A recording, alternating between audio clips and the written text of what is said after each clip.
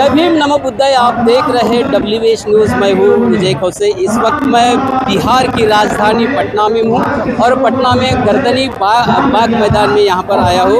यहाँ पर जो है महाबोधि महाविहार मुक्ति के लिए और भंते विनाचार्य पर जो फर्जी मुकदमे दायर किए हैं वो निरस्त करने को लेकर यहाँ पर आज बड़ा विशाल धरना प्रदर्शन किया है। हजारों की तादाद में जो है यहाँ पर बिहार के बौद्ध और या अन्य प्रांत से बौद्ध यहाँ पर पहुँचे हैं और एक ही मांग किया है कि बीटी एक्ट निरस्त किया जाए और महाबोधि महाविहार को मुक्त किया जाए। इस मौके पर जो है भंते विनाचार्य पहली बार 13 मई को भंते विनाचार्य को पुलिस ने अरेस्ट किया था। उसके बाद 68 दिन भंते जी जो है जेल में रहे।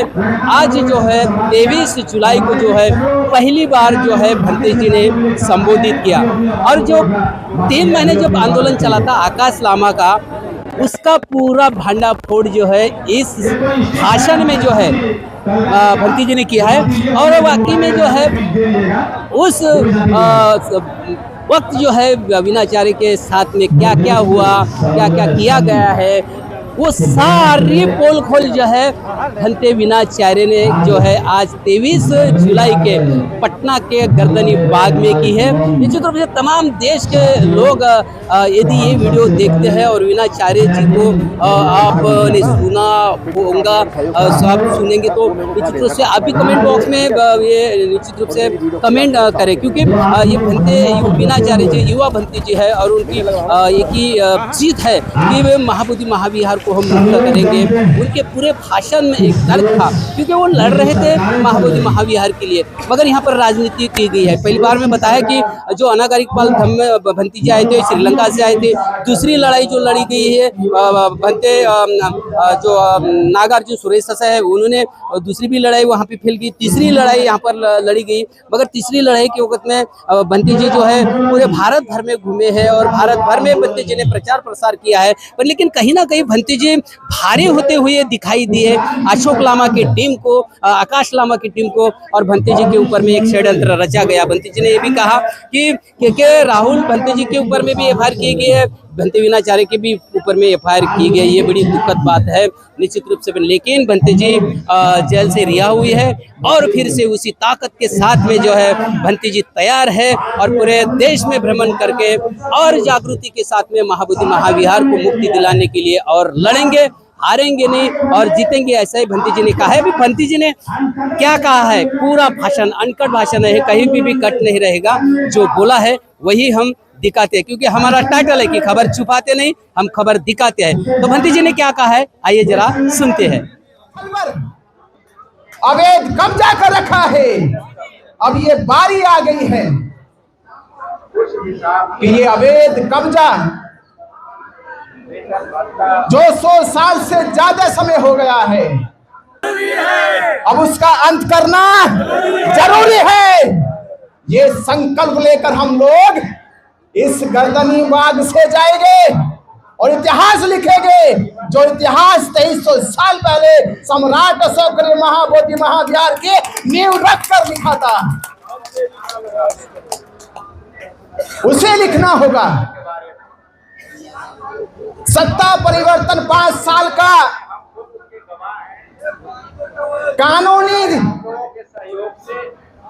कानूनी समझौता है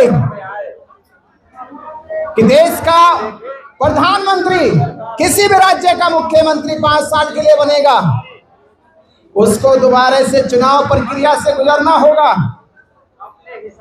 और मैं कह रहा हूं, आप अगर महाबोधि महाविहार की जंग जीत गए, इसके लिए आपको 5 साल चुनाव प्रक्रिया से नहीं गुजरना। ये सदा सदा के लिए इतिहास स्थापित हो जाएगा कि आपने सम्राट अशोक के बनाए हुए सपने को आजाद करा लिया। सत्ता क्या करती है? सत्ता व्यवस्था परिवर्तन करती है, सत्ता संस्कृति को स्थापित करती है, सत्ता सभ्यता को विकसित करती है।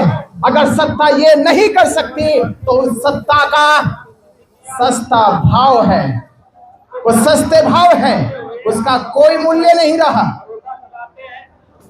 तो मैं आदरणीय श्री तेजस्वी 68 दिन जेल में रहा। तो हम समझते हैं कि 68 दिन। सुप्रीम मांग को लेकर के पर जिस तरह से भारत में जो अनिश्चितकालीन बैठे हैं, ये हम समझते हैं कि बौद्ध समाज ने, अंबेडकर समाज ने, बहुजन समाज ने ये हमसे पूरा विश्वास इस आंदोलन को लोगों की जन भावना का आंदोलन बनाया। विजन है, सोच है, लोगों की खास करके उन युवाओं के वैचारिक आंदोलन में परिवर्तन किया। अभी कई बार कहा गया, आंदोलन के हमारे ही साथी, हमारे सम्मानित वक्ताओं ने कहा कि जो आंदोलन बोध गया में चल रहा था वो देखने में कितना अच्छा था। देश से विदेश से लोग आ रहे थे, आंदोलन में शामिल हो रहे थे, बौद्धों की ताकत बढ़ती जा रही थी। ऐसा लगने लगा था कि हम अब जो 134 साल से लड़ाई लड़ रहे हैं, वो लड़ाई अब हमारे मुकाम तक पहुंचने वाली है और महाबोधि महाविहार मुक्त होने वाला है। बिहार सरकार इस बार ये फैसला लेगी कि आने वाले चुनाव में अगर आपको सत्ता का ख्वाब देखना है तो आपको महाबोधि महाविहार मुक्त करके देखना पड़ेगा। पर सरकार, सत्ताधारी लोग वो सेंधबाजी करते हैं, वो देखते कौन बिकने वाला है और कौन नहीं बिकने वाला है। जो बिकने वाला उसको खरीद लो और जो बिकने वाला नहीं है उसको जेल भेज दो। जो बिकने वाला है उसको खरीद लो और जो नहीं बिकने वाला है उसको जेल भेज दो। वो इस आंदोलन में हुआ है। हमने देखा, आपने देखा, देश ने देखा। पर वो फूल गिराव आ रहा था। आज इस गर्दनी मैदान में जितने भी पंडाल है, उन पंडालों से सबसे बड़ी संख्या यहाँ है, यहाँ है। और विधायक जी ने कहा भी, ये शुरुआत है, ये अब शुरुआत है। इस शुरुआत से भरना गांधी मैदान है, गांधी मैदान भरना हमको। इस देश के कोने कोने से बौद्ध समाज जाग गया। देश विदेशों में बौद्ध समाज आतुर हो गया है कि पहली बार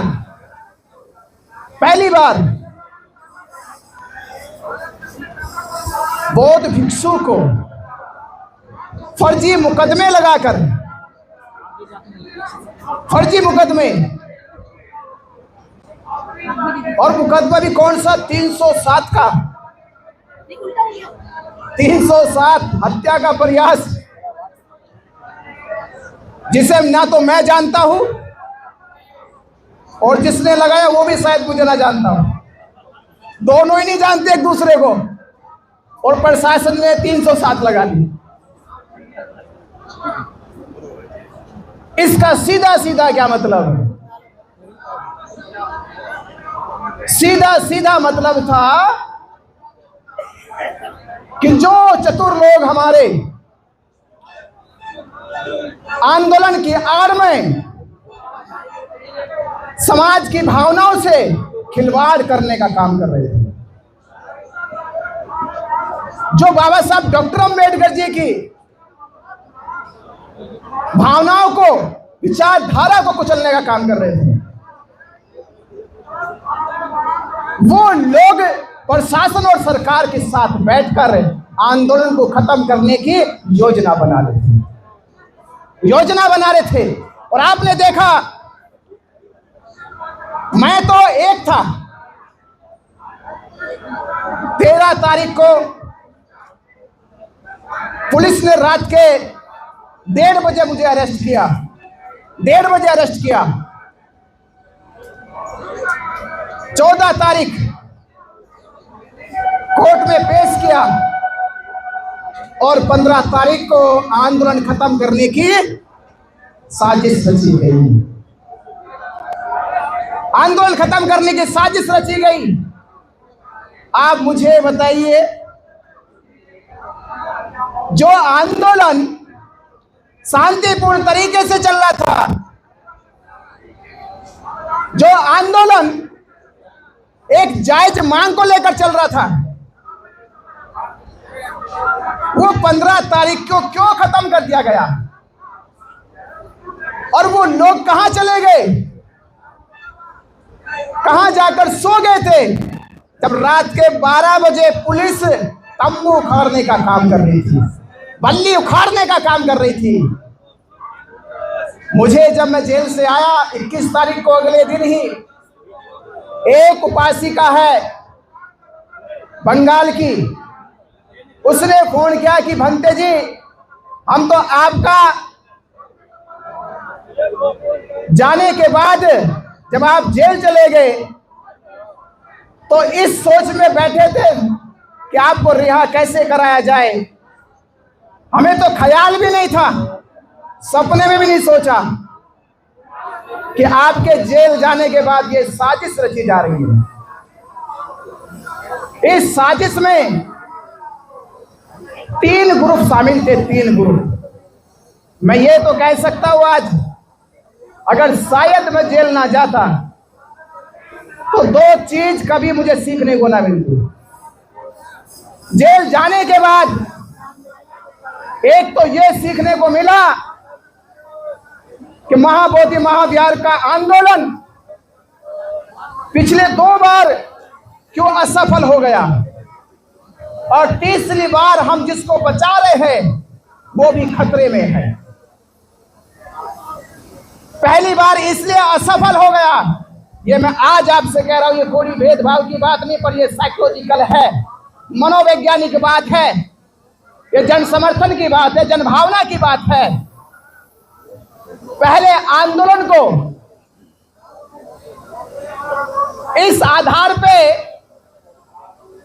खत्म करने का प्रयास किया गया क्योंकि आंदोलन को जो लीड करने वाले थे हमारे पूजनीय अनागारिक धम्पाल, वो मूल श्रीलंका से आते थे, वो मूल श्रीलंका से आते थे। इसलिए यहाँ का मनुवादी, यहाँ का षड्यंत्रकारी, वो सामंतवादी झूठा प्रचार करके सफल हो गया कि ये आंदोलन भारत के बौद्धों का नहीं है, ये श्रीलंका से अनागारिक धम्पाल आए हैं जो ये आंदोलन चला रहे हैं। इसलिए उनके खिलाफ बहुत बड़ा जनमोर्चा खोल दिया गया, क्योंकि भारत में उस समय बौद्धों की संख्या नामात्र थी, है ही नहीं थी। दूसरा आंदोलन भी उसी की भेंट चढ़ गया, क्योंकि उस आंदोलन को भी लीड करने वाले बौद्ध भिक्षु सुरेश ससाई थे, जिनके खिलाफ मोर्चा ये खोल कर कि वो जापान से आए हैं। इसमें भारत का बौद्ध भिक्षु लीड नहीं कर रहा है। उस आंदोलन को भी असफलता की भेंट चढ़ना पड़ा। ये तीसरा आंदोलन शुरू हुआ, ये आंदोलन तीसरा शुरू हुआ। आपको एक चीज बता दूं मैं, ये आज कड़वी सच्चाई है, ये बिहार के लोग भी जानते हैं, महाराष्ट्र से आए हमारे पत्रकार बंधु भी जानते हैं, यूपी के लोग भी जानते हैं, देश के हर एक राज्य का व्यक्ति जानता है। इस देश का सामंतवादी व्यक्ति अगर किसी से घबराता है, किसी के आंदोलन से कांपता है, तो वो अंबेडकर वादियों के आंदोलन से कांपता है।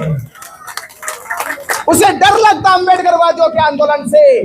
इसलिए जब यहां लामा आया, उन्हें कहा घबराने की कोई जरूरत नहीं है।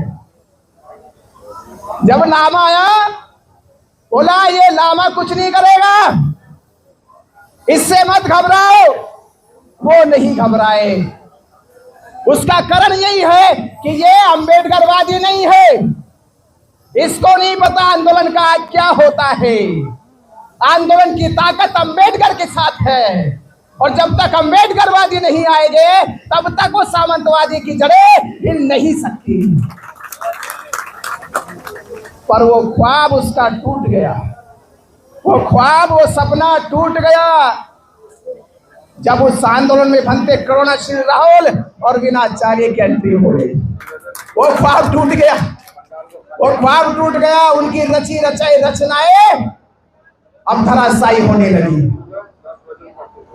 जब धराशायी होने लगी,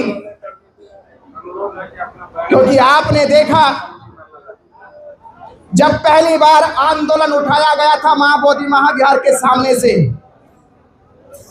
उस दिन भी एसडीएम, इंस्पेक्टर, डीएसपी आए, लामा से बात करी और लामा से कहा हम रात को आएंगे, आपको नहीं आना, बस रात को आएंगे, आपको नहीं आना।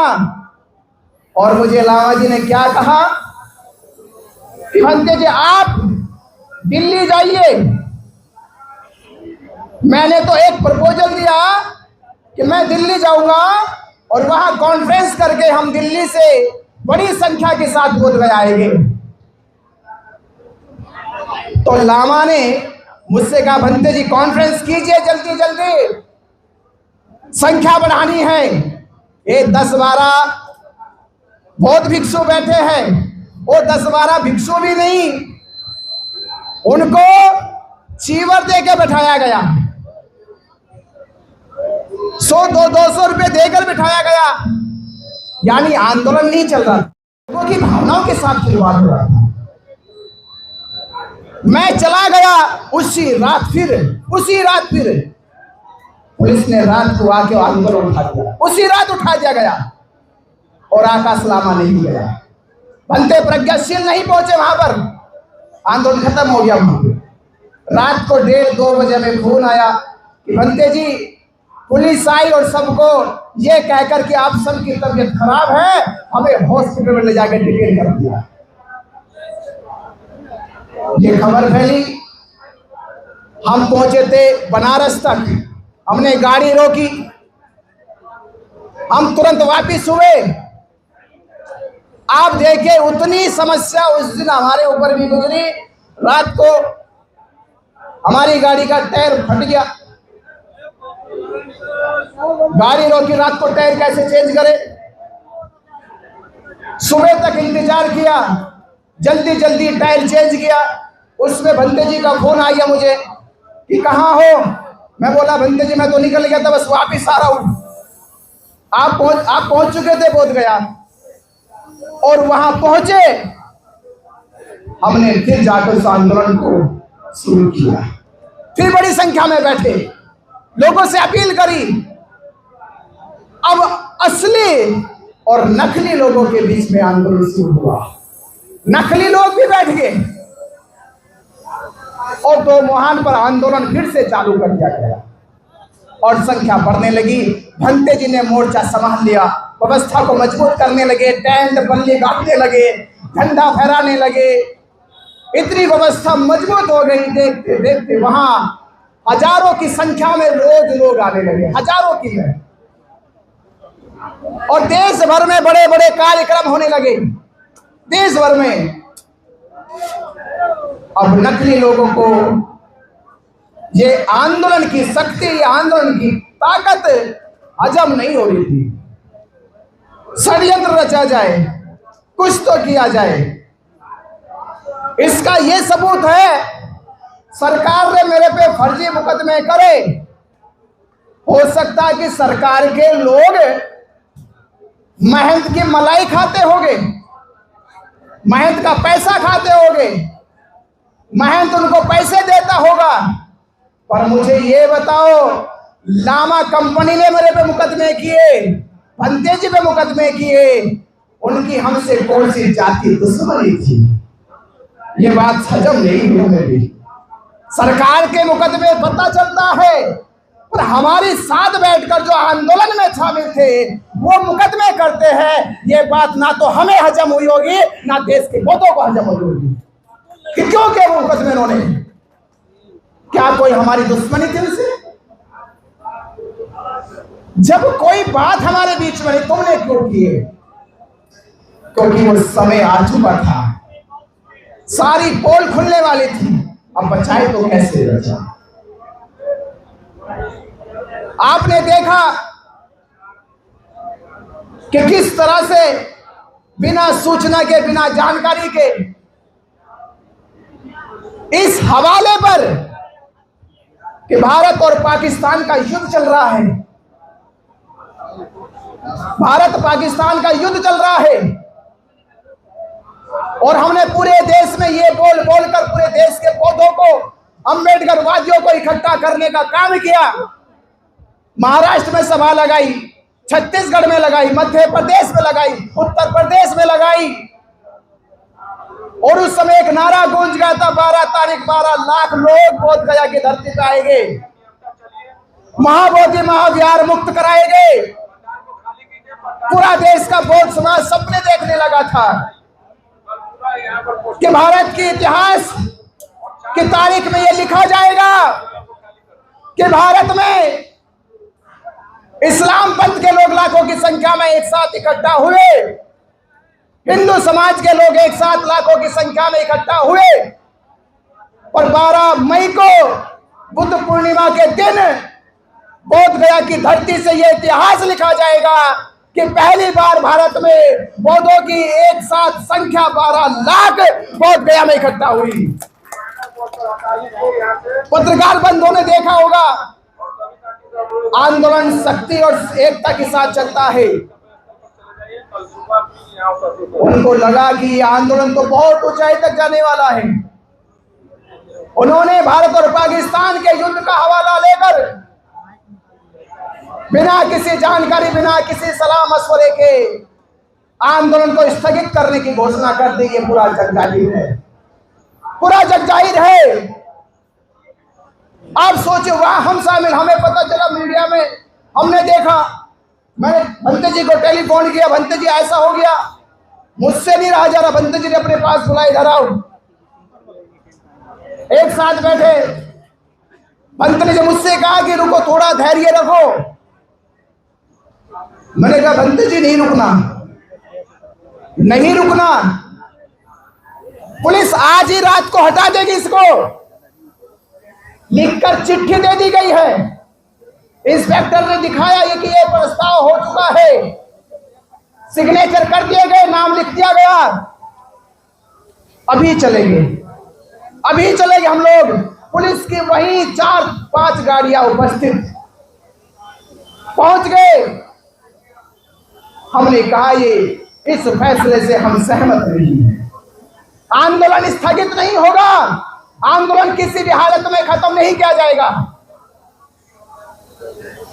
और पुलिस के सामने कहा कि पुलिस अपनी ये मंशा कि आंदोलन खत्म हो जाएगा, ये गलतफहमी दूर कर ले। आप जो चाहे मुकदमे लगाए, जैसे चाहे जुल्म करे, ये जो टेंट है, ये जो लोगों की भावनाओं का जो आंदोलन है, धरना प्रदर्शन है, ये ऐसे ही खत्म हो नहीं जाएगा। पुलिस घबरा गई, पुलिस को लगा कि ये मुश्किल घड़ी। अब वीडियो पूरे देश ने देखा, सुना, आंदोलन चलता रहा। यानी हमने उनकी उस मंशा पे पानी फेर दिया। आंदोलन के टेंट को, धरना के टेंट को उखड़ने, आपने देखा, उखड़ने तो नहीं दिया, उन्होंने स्थगित कर दिया, हमने पकड़ लिया, आंदोलन नहीं खत्म हुआ। अब हमें समझ में आ गया अगले दिन उन्होंने क्या कहा। हमने अगर गुंडागर्दी भी की तो पुलिस के साथ, कि ये आंदोलन का टेंट नहीं उखड़ेगा। आप बताइए, हम आंदोलन को बचा रहे हैं, हम धरना को बचा रहे हैं, और लामा भंते प्रज्ञाशील और लोगों को लेकर 10 मई को, 11 मई को, 12 मई को 3 दिन उनकी जुबान से मेरा चरित्र के ऊपर उंगली उठाना, मुझे गुंडा, आतंकवादी, जाने क्या का नाम देकर मीडिया में लगातार 3 दिन बोलते रहे, 3 दिन बोलते रहे। 3 दिन बोलना आप समझ रहे हो। वहां बीटी एक्ट रद्द करो, गायब। महाबोधि महाविहार मुक्त करो, गायब। बौद्धों की अस्मिता को बचाओ, गायब। बस किसी भी तरह से बंदे वीराचार्य, बंदे करुणाशील राहुल को इस आंदोलन के जो मजबूत स्तंभ थे उनको कैसे गिराए, उनको लोगों की नजरों में कैसे गिराए, वो झूठा प्रचार 3 दिन लगातार करते रहे। आप सोचिए हमारे अंदर की जज्बातों को, हिम्मत को। हम ये सब सुनकर भी इसलिए शांत थे कि पुलिस तैयारी कर चुकी है। किन दोनों गुटों में अब जब झगड़ा होगा, आंदोलन खत्म होगा, हमने सोचा झगड़ा नहीं करना, कुछ नहीं बोलना। 12 मई आएगी, पूरे देश का बौद्ध समाज आएगा, निर्णय कर लेगा, फैसला हो जाएगा। हम अपने दिल पे पत्थर रख के 2 दिन अलग बैठे रहे और वो 2 दिन यही प्रोपेगेंडा चलाते रहे। 12 मई आई। 12 मई को हमने वादा किया था कि हम महाबोधि महाविहार के सामने जाकर वंदना करेंगे, यात्रा लेकर चलेंगे। पुलिस ने तो नोटिस भेज दिया, हमारे व्हाट्सएप पे लिखकर नोटिस भेज दिया, अगर आप महाबोधि महाविहार के सामने जाते हो मुकदमा लिखा जाएगा, जेल भेजा जाएगा। हमने कहा हमने जो वादा किया है वो पूरा करेंगे। और आपने देखा, आप सभी पत्रकार बंधुओं ने देखा कि हम महाबोधि महाविहार पहुंचकर हमने वंदना करी और वहां से फिर हम अपने धरना स्थल पहुंचे। उस समय सैकड़ों की संख्या में बौद्ध भिक्षु साथ थे, हजारों की संख्या में उपासक साथ चल रहे थे, धरना स्थल पहुंचे। और किस तरह का उन लोगों ने सैकड़ों बौद्ध भिक्षुओं का अपमान किया, ये सारी दास्तां मैंने, ये सबने देख ली।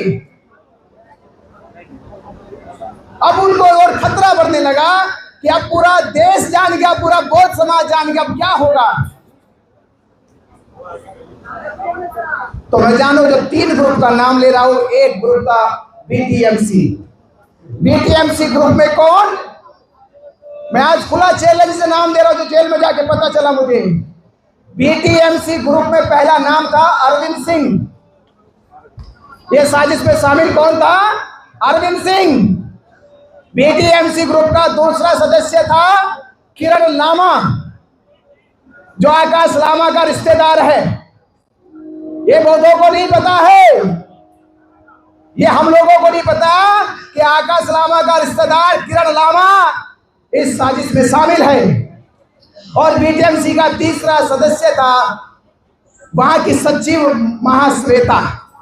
ये 3 लोग बीटीएमसी से, और दूसरा ग्रुप था प्रशासन का, जिसमें भी 3 ही लोग थे। पहला एसडीएम, दूसरा डीएसपी और तीसरा इंस्पेक्टर। दूसरे ग्रुप में 3 लोग। और इधर इस ग्रुप में भी 3 ही लोग, इधर भी 3 ही लोग। तीनों, जहां 3 हो जाएंगे वहां खेल बखेड़ा। 3 लोगों का ये जो आंकड़ा है, काम बिगाड़ा हो जाता है। इधर भी 3 लोग थे, पहला आकाश लामा और मिसेज लामा, आंदोलन में पति पत्नी, आकाश लामा, मिसेज लामा और प्रज्ञाशील बंदे जी। 3 लोगों के बीच की साजिश थी। आप मुझे बताओ, मैं अकेला जेल चला गया, आप तो जेल नहीं गए, आकाश लामा बाहर थे, प्रज्ञाशील बाहर थे, और जब आप लोग आंदोलन चला रहे थे तो आपकी उपस्थिति में आंदोलन खत्म क्यों हो गया? कहां चला गया आंदोलन? जब मुझे गिरफ्तार किया गया तो जानते हो डीएसपी क्या कहता, भंते जी आपको पहले चेतावनी दी गई थी कि आप ऐसे भाषण मत दीजिए, आप पंडितों के खिलाफ मत बोलिए, आपने नहीं सुनी। और आज एक बार और मौका देते हैं आपको। उन्होंने वो चिट्ठी दिखाई कि ये आंदोलन 2 दिन के बाद खत्म कर दिया जाएगा।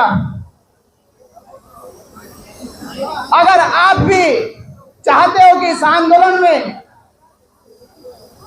आप प्रशासन की भेंट ना चढ़े, जेल ना जाए, ये रात के उस दिन 3 बजे बात हो रही है और ये बोध गया में मुझे नहीं रखा गया, मुझे ले गए सिविल लाइन गया में, वहां लेकर चले गए। 2 घंटा मुझसे लगातार पूछताछ की गई, 2 घंटे रात को 3 बजे पूछताछ की गई। कहां से आए हो, क्या मकसद है, आप ही क्यों, आपको पैसे की फंडिंग कहां से हो रही है, दुनिया भर के सवाल। और आखिर में मैंने ये कहा, अगर मैं बाहर हूं तो आंदोलन में हूं, अगर मैं बाहर हूं तो आंदोलन में हूं, आंदोलन के बाहर नहीं जा सकता। अगर जेल भेजना है तो आंदोलन में से मैं ही नहीं रहूंगा। तो ये मत समझ लेना कि आंदोलन खत्म हो जाएगा। आप केवल इतना कर सकते हो, धरना खत्म कर सकते हो, आंदोलन खत्म नहीं कर सकते। आप धरना खत्म कर सकते हो, केवल आंदोलन खत्म नहीं कर सकते। और डीएसपी हंसने लगा, बोला कि मानोगे नहीं, मगर बिल्कुल नहीं, मुकदमे लिखी, जेल भेज दिया। मैं भी छोड़ा जा सकता था अगर मैं उनकी शर्त मान लेता।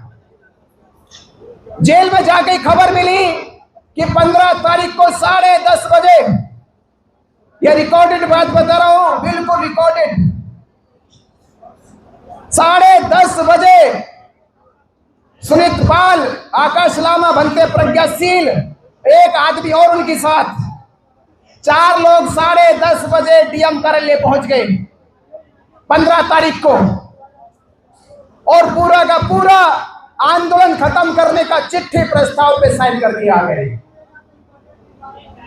15 तारीख की रात को 12 बजे पुलिस अपने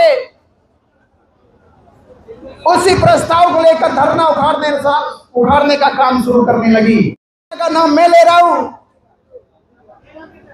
उसने भंते प्रज्ञाशील को टेलीफोन किया रात के 12 बजे, आकाश लामा को टेलीफोन किया, दोनों लोगों ने फोन नहीं उठाया।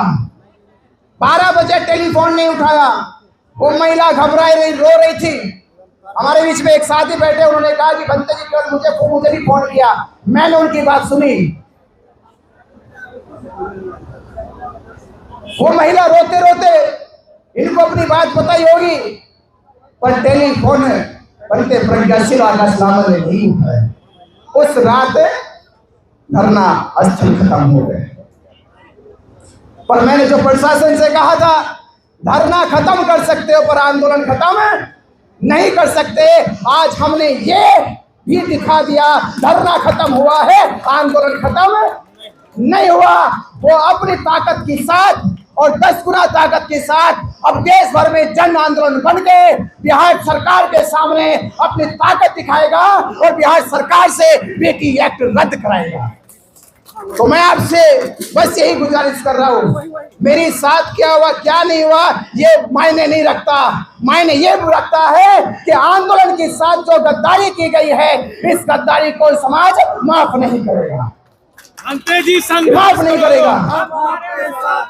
और हम देश भर में घूम घूम कर इस आंदोलन को मजबूत आंदोलन बनाएंगे, पूरा भिक्खु संघ बनाएगा।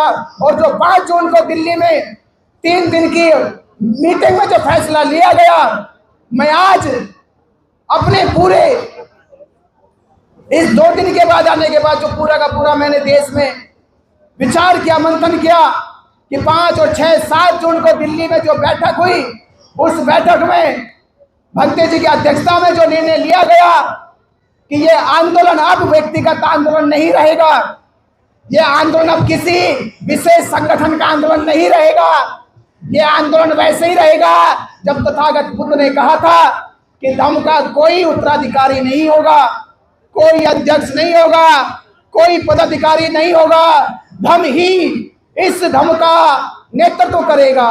तो इस आंदोलन का नेतृत्व जो बुद्धिस्ट समन्वय संघ है, बुद्धिस्ट समन्वय संघ, ये बुद्धिस्टों का संघ है, ये बौद्ध भिक्षुओं का संघ है, ये देश के बौद्धों का, अम्बेडकरवादियों का संघ है, जो पीटी एक्ट रद्द कराने के आंदोलन को पूरे देश में खड़ा करेगा।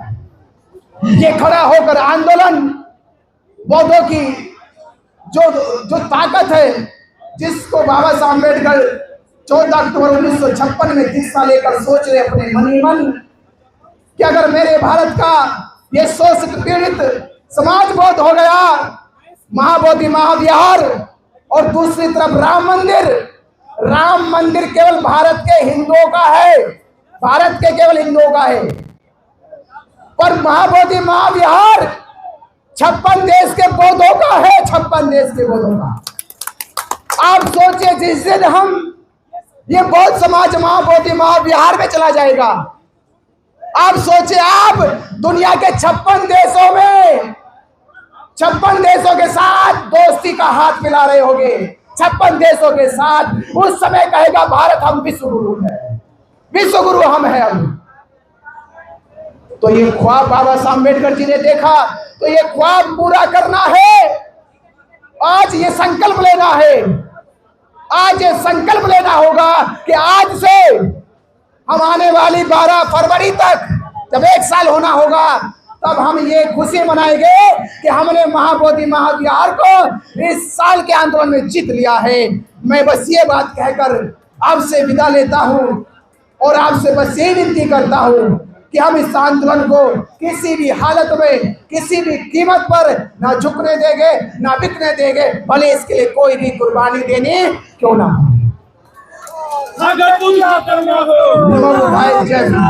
अंग्रेजी संघर्ष करो के साथ और कुछ खास लोगों ने बहुत मदद करी है।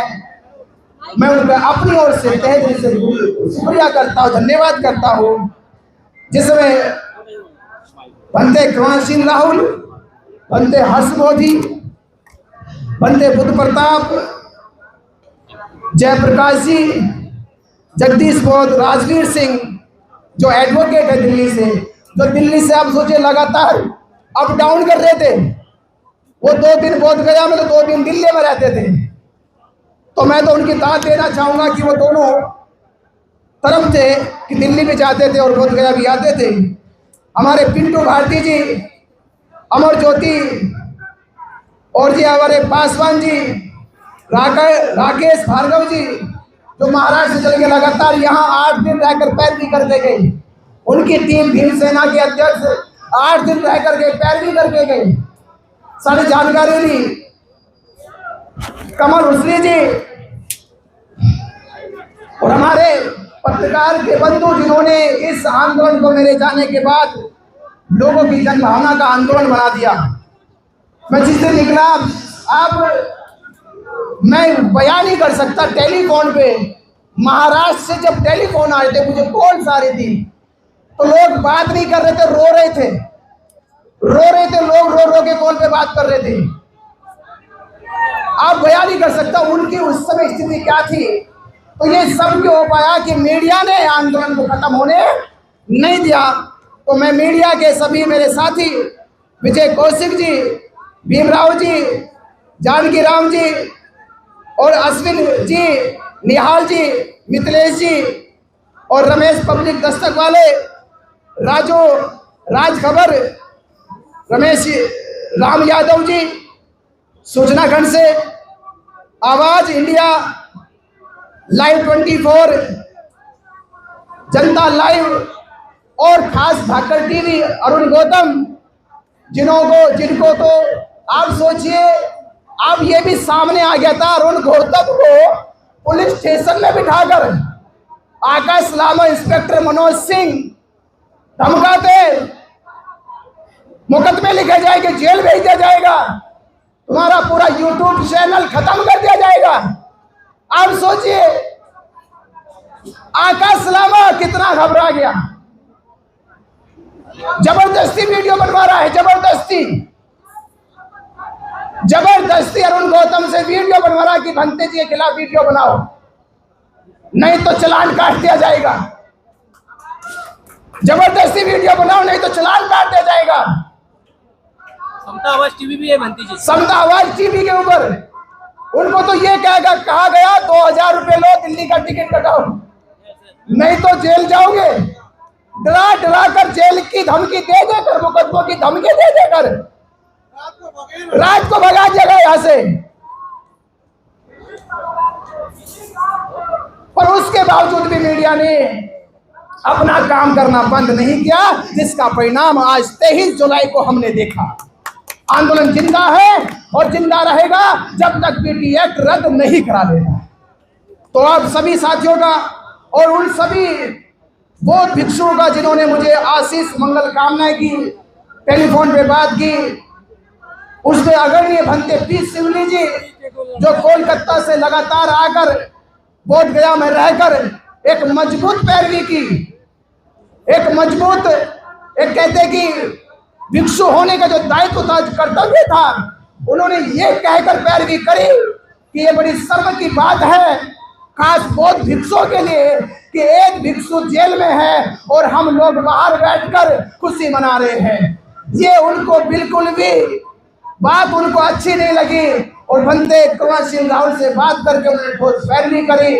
मैं भंते जी को वंदना करता हूँ और तमाम मेरे साथी जो टेलीफोन के माध्यम से और जिन्होंने मुझे मेरे प्रति मंगल कामनाएं, मैत्री भावना ज्ञापित करी कि रिहाई जल्दी से जल्दी हो जाए, मैं तमाम सभी लाखों करोड़ों बौद्धिस्टों का, अम्बेडकरवादियों का, बहुजन समाज के लोगों का तहे दिल से बहुत बहुत शुक्रिया, धन्यवाद, साधुवाद करता हूँ कि मैं आज उनकी बदौलत यहाँ खड़ा हूँ। नहीं तो उनकी राय, पुलिस की कोई ऐसी मंशा है ही नहीं थी कि मुझे रिहा करे। चुनाव तक लेके जाना चाह रहे थे, तारीख के बाद तारीख, तारीख के बाद तारीख, तारीख के बाद तारीख।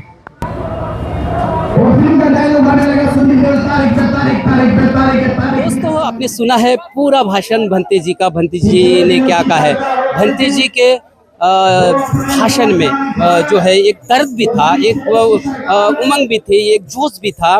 निश्चित रूप से भंते जी के मन में जो है ये कि अभी है कि अभी महाबोधि महाविहार मुक्ति के लिए ये लड़ाई लड़ना है। और मैं भी तमाम मेरे बुद्धिस्ट जो भाई है, जो आम्बेडकरी मूवमेंट के लोग हैं और महाबोधि महाविहार को मुक्त करने के लिए लड़ने वाले तमाम लोगों से मेरी ये भी गुजारिश है कि अभी सभी लोग जो है एक जगह पर आइए।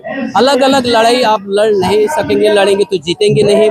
इसीलिए है अभी जो है राष्ट्रीय लेवल पे जब बुद्धिस्ट समन्वय संघ की जो है स्थापना हुई है, उस बैनर के लिए पहले सारी संगठन है, इस देश की तमाम जो बुद्धिजीवी संगठन है, अम्बेडकरी संगठन है, एक बैनर के तले आइए और ये महाबोधि महाविहार की लड़ाई लड़िए, तभी यह लड़ाई हम जीत सकेंगे।